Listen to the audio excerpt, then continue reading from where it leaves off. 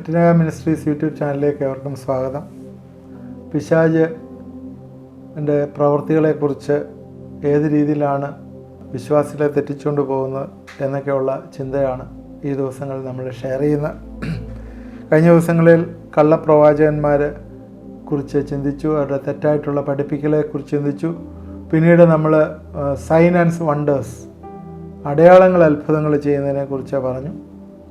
എല്ലാ അടയാളങ്ങളും അത്ഭുതങ്ങളും പൈശാചികമല്ല, എന്നാൽ സ്വന്തമായിട്ട് കീർത്തിക്ക് വേണ്ടിയും അതുപോലെ വരുമാന മാർഗം വർദ്ധിപ്പിക്കാനും ഫെയിമിന് വേണ്ടിയും ഒക്കെ ചെയ്യുന്ന പ്രവർത്തനങ്ങൾ, അതൊക്കെ ശരിക്കും പൈശാചികമാണ്. യേശുക്രിസ്തുവിൻ്റെ ക്രൂശും യേശുക്രിസ്തുവിൻ്റെ വചനവും അവൻ്റെ സാൽവേഷനും ഒന്നുമല്ല കാരണം. അത് ചിലപ്പോൾ പറഞ്ഞേക്കായിരിക്കും, എന്നാൽ കൂടുതലും അതിൻ്റെ അൾട്ടിമേറ്റ് മോട്ടീവ് എന്ന് പറയുന്നത് അവരുടെ ഫെയിമാണ് എന്ന് നമ്മൾ മനസ്സിലാക്കുക. അവരോട് കർത്താവ് പറയുന്നത്, ഞാൻ നിങ്ങളെ അറിയുന്നില്ല, നിങ്ങൾ എൻ്റെ പേരിൽ വീര്യപ്രവൃത്തികളും അത്ഭുതങ്ങളൊക്കെ ചെയ്തിട്ടുണ്ടാവും, പക്ഷേ ഞാൻ നിങ്ങളെ അറിയുന്നില്ല എന്ന് പറയുന്നു. ഇനി അടുത്തതായിട്ട് നമ്മൾ ചിന്തിക്കുന്നത് ശുശ്രൂഷ തടസ്സപ്പെടുത്തുന്നു എന്നുള്ളതാണ്. പിശാച് ചെയ്യുന്ന ഒരു പ്രവർത്തനമാണ് ശുശ്രൂഷ തടസ്സപ്പെടുത്തുന്നത്. പരിശുദ്ധാത്മാവിൻ്റെ പ്രവർത്തനത്തെ എപ്പോഴും പിശാച് തടസ്സപ്പെടുത്തിക്കൊണ്ടേയിരിക്കും. നമുക്കറിയാം, നമ്മുടെ ഉള്ളിൽ തന്നെ ആത്മാവിൻ്റെ പ്രവർത്തനത്തെ തടസ്സപ്പെടുത്തുന്നത് ഫൈറ്റ് ഇൻസൈഡ്, ഉള്ളിലുള്ള ഒരു ഫൈറ്റിനെ കുറിച്ച് നമ്മൾ പലപ്പോഴും പറയുന്നുണ്ട്. പുറത്തുള്ള ഫൈറ്റ്, ഉള്ളിലുള്ള ഫൈറ്റ്. അന്നേരം പുറത്തുനിന്നുള്ള സാഹചര്യങ്ങളിലുള്ള ഫൈറ്റിനെ പോലെ തന്നെ ഉള്ളിലും ഒരു ഫൈറ്റുണ്ട്. ഇതെല്ലാം തന്നെ പിശാച് കൊണ്ടുവരുന്ന കാര്യങ്ങളാണ്. ഒരു ശുശ്രൂഷകൻ നമുക്ക് പിശാചിൻ്റെ സൈന്യത്തിൽ നിന്ന് ദൈവത്തിൻ്റെ സൈന്യത്തിലേക്ക് ആളിനെ കൂട്ടുമ്പോഴേ അത് നടത്തുവാനായിട്ട് പിശാചിന് പലപ്പോഴും ഇഷ്ടമല്ല. അതുകൊണ്ട് അതിനെ തടസ്സപ്പെടുത്താനായിട്ട് എപ്പോഴും ശ്രദ്ധിക്കും. കോവിഡ് വന്ന സമയം നിങ്ങൾക്കറിയാമല്ലോ, ആരാധനാലയങ്ങളെല്ലാം അടച്ചിട്ടു. അന്ന് ആരാധനകളെല്ലാം എന്തെല്ലാം അതൊരു മാർഗം കണ്ടുപിടിച്ച് എന്തായാലും ഓൺലൈനായിട്ടൊരു ആരാധനകളൊക്കെ അന്ന് ആരംഭിച്ചു. ഇപ്പോഴേ അതെല്ലാം കഴിഞ്ഞ്, കോവിഡെല്ലാം കഴിഞ്ഞ് പള്ളികളൊക്കെ തുറന്നു. എന്നാൽ ഇന്ന് ആ ഒരു വർഷം കൊണ്ട്, ഈ കോവിഡിൻ്റെ 1.5 വർഷം കൊണ്ട് ജനങ്ങളെല്ലാം വീട്ടിലിരിക്കാനായിട്ട് പഠിച്ചു. ഇന്നിപ്പോൾ പള്ളിയിൽ പോകാനായിട്ട് വലിയ താല്പര്യമൊന്നുമില്ല. അതുകൊണ്ട് ഈ സർവീസുള്ള ദേവാലയങ്ങളിലും അതുപോലെ ഈ സർവീസുള്ള അസംബ്ലികളിലും എല്ലാം തന്നെ അതിനോടൊപ്പം തന്നെ അവർ ഒരു ഓൺലൈനും കൂടി ഫിക്സ് ചെയ്തു. അതുകൊണ്ട് ഇപ്പോൾ ഇന്ന് ഓൺലൈനിലാണ് ആളുകൾ കൂടുതൽ കംഫർട്ട്. പള്ളിയിൽ പോയില്ലെങ്കിലും കുഴപ്പമില്ല, സഭായോഗങ്ങളിലൊന്നും പോയില്ലെങ്കിലും കുഴപ്പമില്ല, ഓൺലൈനായിട്ട് കാണാമല്ലോ, അവിടെ നടക്കുന്ന കാര്യങ്ങളെല്ലാം വീട്ടിൽ ഇരുന്നാലും കാണാമല്ലോ, എന്തിനാണ് അവിടെ പോകുന്നത് എന്നൊരു ചിന്ത ഇപ്പോഴും ജനങ്ങളിലുണ്ട്. അതുകൊണ്ട് എന്താണ്, ഇന്ന് പലപ്പോഴും പ്രായമുള്ളവരും അല്ലാത്തവരും ഒന്നും പള്ളിയിലൊന്നും പോകുന്നില്ല, ഓൺലൈനായിട്ടിരുന്ന് അറ്റൻഡ് ചെയ്യുകയാണ്. അതിനകത്തും പിശാച് സക്സസ്ഫുള്ളായി എന്ന് പറയാം. സഭായോഗങ്ങളെ ഉപേക്ഷയായി വിചാരിക്കരുത് എന്ന് പറയുന്ന അപ്പോസ്റ്റലിക് ടീച്ചിങ്ങിന് അഗൻസ്റ്റായിട്ട് അത് സാരമില്ല, വീട്ടിലിരുന്നാലും സഭായോഗങ്ങൾ ഉപേക്ഷിക്കുന്നില്ലല്ലോ, ഞങ്ങൾ വീട്ടിലിരുന്ന് അറ്റൻഡ് ചെയ്തോളാം എന്ന് പറയുന്ന ചിന്ത. 1 തെസ്സലോനിക്കർ 2-ാം അധ്യായത്തിലെ 17-18 വാക്യങ്ങളിലെ പൗലോസ് പറയുന്ന കാര്യം ഇതുമായിട്ട് ചേർന്ന് നമ്മളൊന്ന് ചിന്തിക്കുക. പൗലോസിനെ സംബന്ധിച്ചിടത്തോളം ഈ സഭകളൊക്കെ പോയി സന്ദർശിക്കാനും അവരോടൊപ്പം ഇരിക്കാനും അവരോടിരുന്ന് പ്രാർത്ഥിക്കാനും ഒക്കെ പൗലോസിന് പല ആഗ്രഹങ്ങളുണ്ടായിരുന്നു. എങ്ങനെയെങ്കിലും അവരെ ഒരു നാൾ ഒന്ന് പോയി കാണണമെന്നുള്ള. സഹോദരന്മാരെ, ഞങ്ങൾ അല്പനേരത്തേക്ക് ഹൃദയം കൊണ്ടല്ല, മുഖം കൊണ്ട് നിങ്ങളെ വിട്ടുപിരിഞ്ഞ് ബഹുആംക്ഷയോടെ നിങ്ങളുടെ മുഖം കാണുവാൻ ഏറ്റവും അധികം ശ്രമിച്ചു. ഇത് നിങ്ങളുടെ മുഖം കാണണം എന്ന് ഏറ്റവും അധികം ശ്രമിച്ചു. തെസ്സലോനിക്ക സഭയ്ക്ക് എഴുതുന്നതിനത് പറയാണ്. അതുകൊണ്ട് നിങ്ങളുടെ അടുക്കൽ വരുവാൻ ഞങ്ങൾ, വിശേഷാൽ പൗലോസായ ഞാൻ, 1-2 പ്രാവശ്യം വിചാരിച്ചു, എന്നാൽ സാത്താൻ ഞങ്ങളെ തടഞ്ഞു. ഈ സാത്താൻ തടഞ്ഞു. പൗലോസിന് തെസ്സലോനിക്ക സഭയിലുള്ളവരെ കാണാനായിട്ട് വലിയ ആഗ്രഹമുണ്ടായിട്ടും സാത്താൻ തടഞ്ഞു. അവിടെ ഒരു ഓൺലൈൻ മീറ്റിംഗ് അന്ന് ഉണ്ടായിരുന്നെങ്കിൽ അതിനകത്ത് പ്രശ്നമില്ലായിരുന്നു എന്ന് ചിലപ്പോൾ നമ്മൾ ചിന്തിച്ചേക്കാം. എന്നാൽ ഈ ഓൺലൈൻ മീറ്റിങ്ങിനെയൊക്കെ ഒരുപാട് പ്രധാനപ്പെട്ട കാര്യമാണ് പേഴ്സണലായിട്ടിരുന്ന് നമ്മൾ ഷെയർ ചെയ്യുകയും പ്രാർത്ഥിക്കുകയും ചെയ്യുന്നു. 2-3 പേര് എൻ്റെ നാമത്തിൽ എവിടെ കൂടിയാലും എൻ്റെ സാന്നിധ്യം അവിടെ ഉണ്ടാകുമെന്ന് പറഞ്ഞപ്പോൾ ഇപ്പോഴത്തെ സാഹചര്യത്തിൽ ആ ദൈവവചനം ചിലപ്പം പരിശുദ്ധാത്മാവല്ല യേശുക്രിസ്തു പറഞ്ഞതിനെ 2-3 പേര് ഓൺലൈനായിട്ട് എവിടെ കൂടിയാലും ഞാൻ നിങ്ങളുടെ മുമ്പിൽ ഉണ്ടാവും എന്ന് പറഞ്ഞാൽ മതിയായിരുന്നു. ഓൺലൈനായിട്ട് കൂടിയാലും ദൈവത്തിൻ്റെ പ്രസൻസ് ഉണ്ടല്ലോ. എന്നാൽ അങ്ങനെയല്ല ഉദ്ദേശിക്കുന്നത്. നമ്മൾ സഭായോഗങ്ങളിലും ഫെലോഷിപ്പിലുമൊക്കെ ഒരുമിച്ചിരുന്ന് പ്രാർത്ഥിക്കണം എന്നുള്ളതാണ്. അന്ന് ഓൺലൈൻ ഇല്ലാത്തതുകൊണ്ട്, അല്ലെങ്കിൽ അന്നൊരു ഫെസിലിറ്റി ഇല്ലാത്തതുകൊണ്ടാണ് അത് അങ്ങനെ എഴുതപ്പെട്ടത്. ഇന്ന് ഫെസിലിറ്റി ഉണ്ടായിരുന്നെങ്കിൽ ഇന്ന് ഇങ്ങനെ എഴുതിയേനെ എന്ന് നമ്മൾ ചിന്തിക്കുമായിരിക്കാം. എന്നാൽ അങ്ങനെയല്ല, നേരിട്ട് തന്നെ ഇടപെടണമെന്ന് ദൈവം ആഗ്രഹിക്കും. ഇന്ന് നമുക്ക് വാട്സാപ്പും അതുപോലെ ഇൻ്റർനെറ്റും ഒക്കെ ഉണ്ടെങ്കിൽ അന്നതില്ലായിരുന്നു, ശരിയാണ്. എന്നാൽ അങ്ങനെയാണോ ജീവിതം? വാട്സാപ്പ് വഴി ഇൻ്റർനെറ്റ് വഴിയാണോ ഭാര്യ ഭർത്ത ബന്ധം വരുന്നത്? വാട്സാപ്പ് ഇൻ്റർനെറ്റും വഴിയാണോ അല്ലെങ്കിൽ അപ്പനും മക്കളും തമ്മിലുള്ള ബന്ധം വരുന്നത്? ഇത് നിങ്ങൾ ചിന്തിച്ച് നോക്കുക. അതുപോലെ പൗലോസിന് റോമിൽ പോകാനായിട്ട് താല്പര്യമുണ്ടായിരുന്നു. റോമിൽ പോയി പ്രസംഗിക്കണമെന്ന് ആലോചിച്ചു. എന്നാൽ പൗലോസ് തടവിലായിട്ടാണ് റോമിലെത്തിയത്. പൗലോസിൻ്റെ റോമിലെ സ്ട്രാറ്റജിക്കായിട്ടുള്ളൊരു ഇമ്പോർട്ടൻസ് ഉണ്ടായിരുന്നു എന്ന് പൗലോസിന് അറിയാമായിരുന്നു. ഒരു പ്രീച്ചിങ് പ്രിസണർ ആയിട്ടാണ് വന്നത്. റോമർക്കെഴുതിയ ലേഖനം 1-ാം അധ്യായത്തിൽ പൗലോസ് അത് പറയുന്നുണ്ട്. 11-ാം വാക്യത്തിൽ തൊട്ട് പറയുന്നുണ്ട്, നിങ്ങളുടെ സ്ഥിരീകരണത്തിനായി ആത്മീയ വരം വല്ലതും നിങ്ങൾക്ക് നൽകേണ്ടതിന്, അതായത് നിങ്ങൾക്കും എനിക്കും ഓരോരുത്തർക്കും വിശ്വാസത്താൽ നിങ്ങളോട് എനിക്കും ആശ്വാസം ലഭിക്കേണ്ടതിന് ഞാൻ നിങ്ങളെ കാണുവാൻ വാഞ്ചിക്കുന്നു. എന്നാൽ സഹോദരന്മാരെ, എനിക്ക് ശേഷം ജാതികൾ എന്ന പോലെ നിങ്ങൾ വല്ല ഫലവും ഉണ്ടാകേണ്ടത് നിങ്ങളുടെ അടുക്കൽ വരുവാൻ പലപ്പോഴും ഭാവിച്ചുവെങ്കിലും ഇതുവരെ മുടക്കം വന്നുവെന്ന് നിങ്ങൾ അറിയാതിരിക്കരുത് എന്ന് ഞാൻ ആഗ്രഹിക്കുന്നു. പൗലോസിൻ്റെ ഈ യാത്രയ്ക്ക് മുടക്കം വന്നു. 15-ാം വാക്യത്തിൽ, അങ്ങനെ റോമിലുള്ള നിങ്ങളോട് സുവിശേഷം അറിയിപ്പാൻ എന്നാൽ ആവോളം ഞാൻ ഒരുങ്ങിയിരിക്കും. പൗലോസിന് റോമിലേക്ക് ചെല്ലണം, എന്നാൽ അവസാനം തടവിലായിട്ടാണ് ചെന്നത്. തടവിലായെങ്കിലും സുവിശേഷത്തിന് വർധനവ് ഉണ്ടായി എന്ന് ഫിലിപ്പിയർക്ക് എഴുതിയ ലേഖനം 1-ാം അധ്യായത്തിലെ 12-13 വാക്യങ്ങളിലെ പൗലോസ് തന്നെ വിവരിക്കുന്നുണ്ട്. സഹോദരന്മാരെ, എനിക്ക് ഭവിച്ചത് സുവിശേഷത്തിൻ്റെ അഭിവൃദ്ധിക്ക് കാരണമായി തീർന്നു എന്ന് നിങ്ങൾ അറിവാൻ ഞാൻ ഇച്ഛിക്കുന്നു. എൻ്റെ ബന്ധനങ്ങൾ ക്രിസ്തു നിമിത്തമാകുന്നു എന്ന് അകമ്പടി പട്ടാളത്തിലൊക്കെയും ശേഷം എല്ലാവർക്കും തെളിവായി വരികയും സഹോദരന്മാർ മിക്കപേരും എൻ്റെ ബന്ധനങ്ങളാൽ കർത്താവിൽ ധൈര്യം കൊണ്ട് ദൈവത്തിൻ്റെ വചനം ഭയം കൂടാതെ പ്രസ്താവിപ്പാൻ അധികം തുനിയുകയും ചെയ്തിരിക്കുന്നു. preaching, even Satan had managed to imprison Paul in Rome. His desire of spreading gospel is not affected. അവൻ്റെ ഹൃദയത്തിനുള്ളിലെ വാഞ്ച ഈ ദൈവവചനം പ്രസ്താവിപ്പാനും അത് പടർന്നു പിടിക്കണം എന്നും ഉള്ള വാഞ്ച ദൈവം നിവർത്തിക്കുകയാണ്.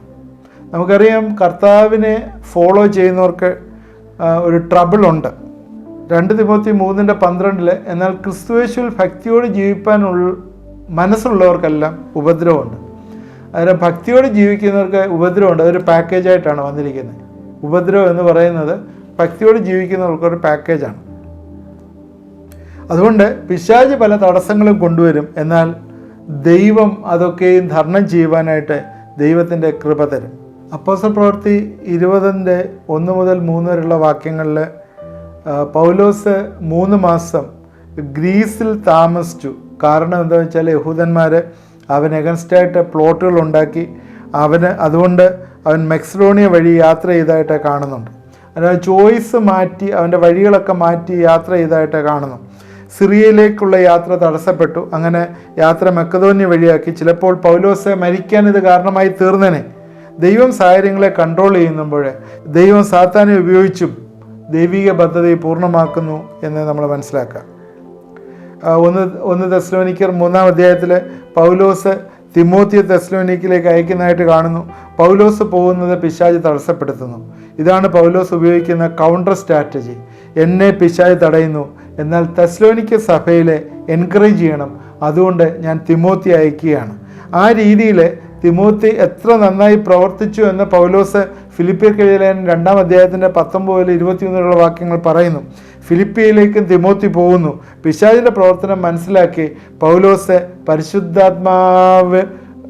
പൗലോസിന് പരിശുദ്ധാത്മാവ് ഡയറക്ഷൻ കൊടുക്കുകയാണ്, എങ്ങനെയുള്ള കാര്യങ്ങൾ ചെയ്യണമെന്ന്.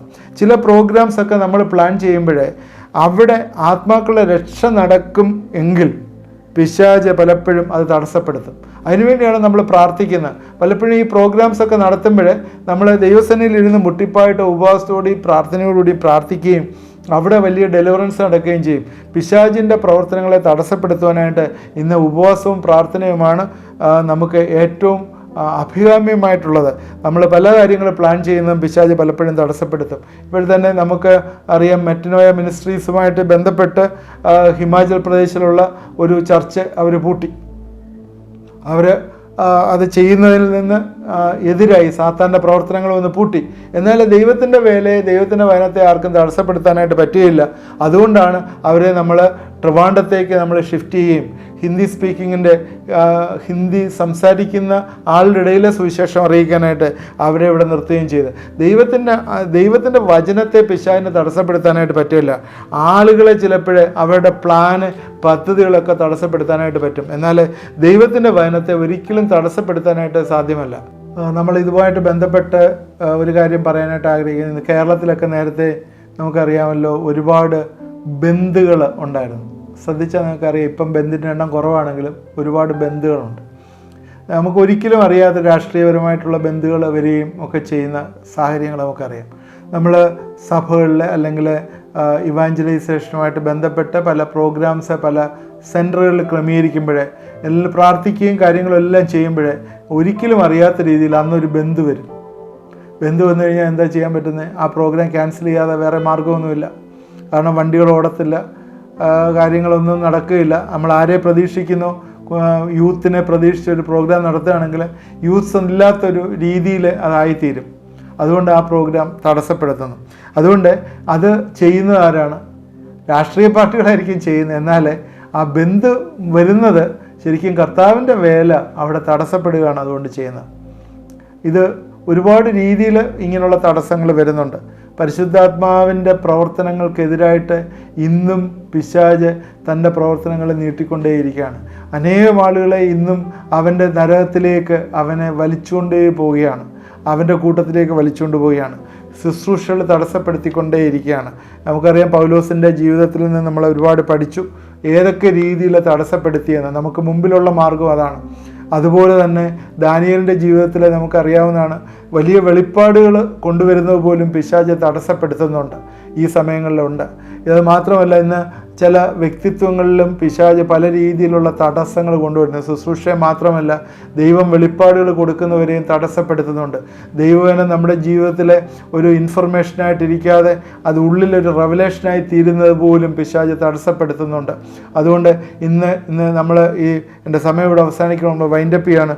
പിശാച് മിനിസ്ട്രിയെ, ശുശ്രൂഷയെ തടസ്സപ്പെടുത്തുന്നുണ്ട്. നമ്മുടെ ജീവിതത്തിലെ പല നല്ല കാര്യങ്ങളും, ദൈവിക അഭിവൃദ്ധി നമ്മുടെ ജീവിതത്തിൽ വരുന്ന തടസ്സപ്പെടുത്തുന്നുണ്ട്. അതുകൊണ്ട് നമുക്കതിനെതിരായിട്ട് പ്രാർത്ഥിക്കാം. ഇന്ന് പല ആളുകൾക്കും രാത്രിയിൽ ഉറങ്ങാൻ പറ്റാതെ ഇരിക്കുന്ന അവസരങ്ങളുണ്ട്, ഭയം വരുന്ന അവസരങ്ങൾ. അത് ദൈവത്തിൻ്റെ ഈ പിശാച് കൊണ്ടുവരുന്ന ഭയമാണ് പലപ്പോഴും.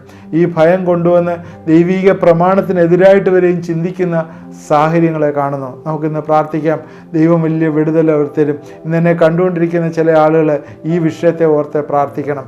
ജീവിതത്തിൽ ഭയങ്കര ഭയത്തിൽ കൂടി കടന്നു പോകുന്ന ചില ആളുകൾ കാണുന്നുണ്ട്. ഭാവിയെക്കുറിച്ചുള്ള ഭയം, അതുപോലെ രാത്രിയിലെ സ്വപ്നങ്ങൾ കണ്ട് ഭയപ്പെട്ട് എഴുന്നേറ്റിരുന്ന് ഉറക്കമില്ലാതെ ഇരിക്കുന്ന അവസ്ഥ, ഇതൊക്കെ പലതും പൈശാചികമാണ്. അതിൽ നിന്നൊക്കെ ഇന്ന് രാത്രി ദൈവം വിടുതൽ തരും. ശുശ്രൂഷയുടെ മുഖത്ത് ഇന്ന് ചിലർ ചെയ്യുന്നവർ ചില തടസ്സങ്ങൾ നേരിടുന്നുണ്ട്. ഇന്ന് ദൈവം അത് റിലീസ് ചെയ്യപ്പെടും. എന്നോട് ചേർന്ന് പ്രാർത്ഥിക്കുമോ? ദൈവമായ കർത്താവേ, ഇത് കണ്ടുകൊണ്ടിരിക്കുന്ന എല്ലാവരെയും നീ അനുഗ്രഹിക്കണമേ എന്ന് പ്രാർത്ഥിക്കുന്നു. ഈ ദിവസങ്ങളിൽ ദൈവം ഞങ്ങൾക്ക് നന്മകളും താലന്തുകളും ഒക്കെ തരുമ്പോഴേ അത് കർത്താവെ തടസ്സപ്പെടുത്തുന്ന ഒരു പൈശാചി ശക്തി ഇന്ന് വ്യാപരിക്കുന്നതായി ഞങ്ങൾ അറിയുന്നു. പലരും എന്നെ കണ്ടുകൊണ്ടിരിക്കുന്നവർ കർത്താവെ രാത്രിയിലെ ഭയത്തിൽ എഴുന്നേറ്റിരിക്കുന്നു, ഉറക്കമില്ലാതെ ഇരിക്കുന്നു. ഇന്ന് അവരെ ദൈവങ്ങളിലേക്ക് ഏൽപ്പിച്ച് പ്രാർത്ഥിക്കുകയാണ്. നിങ്ങൾ എന്നോട് ചേർന്ന് പ്രാർത്ഥിക്കുമോ? തീർച്ചയായും ദൈവം വലിയൊരു വിടുതൽ വരും. സകല ബുദ്ധിയെയും കവിയുന്ന ദൈവത്തിൻ്റെ സമാധാനം നിങ്ങളുടെ ഹൃദയങ്ങളിലേക്ക് രാത്രിയിൽ വന്നു ചേരട്ടെ എന്ന് പ്രാർത്ഥിക്കുന്നു. ഞങ്ങളുടെ ആത്മാവ് രാത്രിയിൽ ഉറങ്ങുന്നില്ലല്ലോ, ഞങ്ങളുടെ ശരീരമാണ് ഉറങ്ങുന്ന കർത്താവേ. അതുകൊണ്ട് ഈ ആത്മാവിൻ്റെ രാത്രിയിലെ വലിയ ഇമ്പാർട്ടേഷൻ, ദൈവത്തിൻ്റെ ആത്മാവിൻ്റെ വലിയ കൃപ, ഒരു വലിയ ഇമ്പാർട്ടേഷൻ രാത്രിയിൽ ഉണ്ടാകട്ടെ എന്ന് പ്രാർത്ഥിക്കുന്നു. നല്ല രീതിയിൽ ഉറങ്ങുവാനായിട്ട് സഹായിക്കട്ടെ. പല കാര്യങ്ങളും പ്ലാൻ ചെയ്ത് പിശാച് തടസ്സപ്പെടുത്തുന്നത് ഇന്ന് രാത്രിയിലെ കർത്താവെ ശുശ്രൂഷയുടെ മുഖത്തെ പ്രവർത്തിക്കുന്നവരുടെ ജീവിതത്തിലെ ആ തടസ്സങ്ങളെ മാറിപ്പോകട്ടെ എന്ന് പ്രാർത്ഥിക്കുന്നു. ദൈവവചനത്തിന് വേണ്ടി നിൽക്കുകയും പ്രവർത്തിക്കുകയും ചെയ്യുന്നവർക്ക് പല തടസ്സങ്ങളുണ്ട്. എന്നാൽ ആ തടസ്സങ്ങളൊക്കെ ഇന്ന് ഈ രാത്രികാലം യേശുവിൻ്റെ നാമത്തിൽ അതെല്ലാം വലിയ സക്സസ് വന്നു ചേരട്ടെ എന്ന് പ്രാർത്ഥിക്കുന്നു. ഭീതിയിലിരിക്കുന്ന ചിന്തകളിലിരിക്കുന്ന ജനങ്ങളെ വിടുവിക്കപ്പെടട്ടെ എന്ന് പ്രാർത്ഥിക്കുന്നു. ആകുല ചിന്തകളിലിരിക്കുന്ന ജനങ്ങൾ കർത്താവെ വിടുവിക്കപ്പെടട്ടെ എന്ന് പ്രാർത്ഥിക്കുന്നു. ദൈവത്തിൻ്റെ വലിയ സമാധാനം അവരുടെ ജീവിതങ്ങളിൽ കൊടുക്കട്ടെ എന്ന് പ്രാർത്ഥിക്കുന്നു. മാനസിക വ്യതയിലെ ഡിപ്രഷനിലിരിക്കുന്ന ചിലരെ യേശുവിൻ്റെ നാമത്തിൽ നിന്ന് വലിയ വിടുതൽ വന്നു ചേരട്ടെ എന്ന് പ്രാർത്ഥിക്കുന്നു. എൻ്റെ കരങ്ങളിലേക്ക് ഏൽപ്പിക്കുന്ന കർത്താവെ, വലിയ മിറക്കിള് ഈ ദിവസങ്ങൾ അവിടെയൊക്കെ ജീവിതത്തിൽ വന്നു ചേരട്ടെ. നിൻ്റെ വചനം ഞങ്ങൾ അയച്ച് പ്രാർത്ഥിക്കുകയാണ്. കർത്താവിൻ്റെ വചനം ചെന്ന് വലിയ റിലീസ് ഈ ഹൃദയങ്ങളിലേക്ക് വരട്ടെ എന്ന് പ്രാർത്ഥിക്കുന്നു. പ്രാർത്ഥന കേട്ടവർക്ക് സ്തോത്രം, അനുഗ്രഹിക്കുന്നവർ സ്തോത്രം. യേശു ക്രിസ്തുവിൻ്റെ നാമത്തിൽ പ്രാർത്ഥിക്കുന്നു, കേൾക്കുമാറാകണമേ. ആമേൻ. ഇത് കണ്ടുകൊണ്ടിരുന്ന എല്ലാവരെയും ദൈവം അനുഗ്രഹിക്കട്ടെ. തുടർന്ന് വാച്ച് ചെയ്യണം, നിങ്ങളുടെ ഫ്രണ്ട്സിന് ഷെയർ ചെയ്ത് കൊടുക്കണം. നിങ്ങളുടെ അഭിപ്രായങ്ങൾ ആ കമൻറ്റ് ബോക്സിൽ ഇട്ടാൽ ഞങ്ങളെ പോസിറ്റീവായിട്ടുള്ളത് എടുക്കുകയും നിങ്ങളെ റെസ്പോണ്ട് ചെയ്യുകയും ചെയ്യുന്നതാണ്. ദൈവം നമ്മളെല്ലാവരെയും അനുഗ്രഹിക്കട്ടെ.